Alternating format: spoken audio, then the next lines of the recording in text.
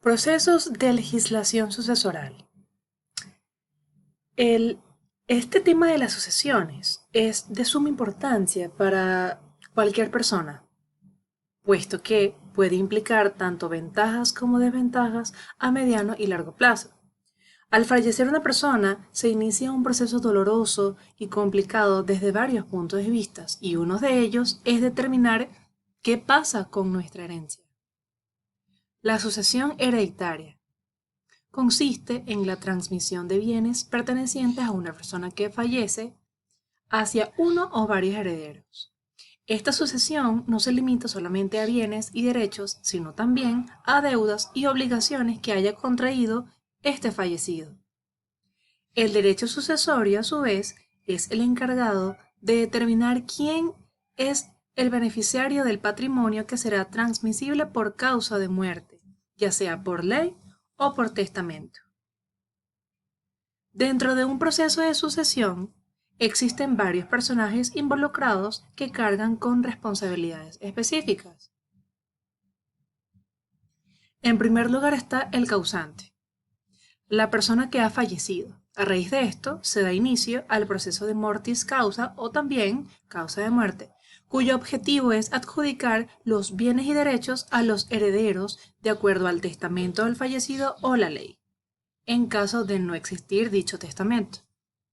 Testador, la persona que dicta el testamento.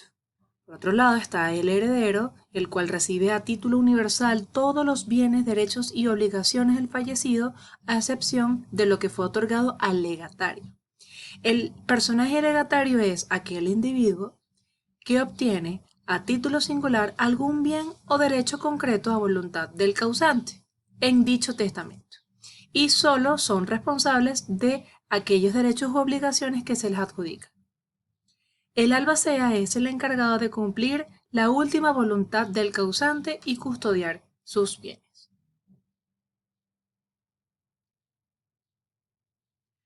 Todo el patrimonio pasa a ser de sus sucesores o de la persona que haya dispuesto en el testamento previo, debido a que los sujetos de la sucesión o herederos pasarían a ocupar la misma posición jurídica de la persona fallecida.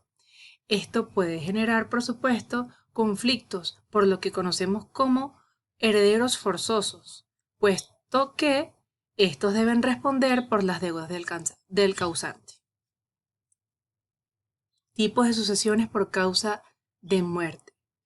En primer lugar está la sucesión testamentaria. Es la que se basa en las últimas voluntades del causante, lo cual puede hacer a través de su testamento. El testamento, para establecer una definición cortica, es un documento legalmente vinculante en el cual una persona establece cómo desea que se distribuyan sus bienes después de su muerte. El testamento puede ser abierto, cerrado u hológrafo, dependiendo de los requisitos legales del país en el que se encuentre. Por otro lado, tenemos la sucesión intestada, también conocida como sucesión legal o ab intestato. Ocurre cuando una persona fallece sin dejar un testamento válido o cuando el testamento no abarca todos los bienes. En este caso, la ley establece un orden de sucesión basado en parentesco y establece quiénes son los herederos y en qué proporción recibirán los bienes. Impuestos sobre las sucesiones. Según la Ley de Impuestos sobre las Sucesiones, Donaciones y demás ramos conexos, se observan los siguientes artículos que hacen referencia a las sucesiones y cómo la ley maneja el impuesto correspondiente. De los sujetos y los bienes gravados, podemos destacar el artículo 2 y el artículo 4.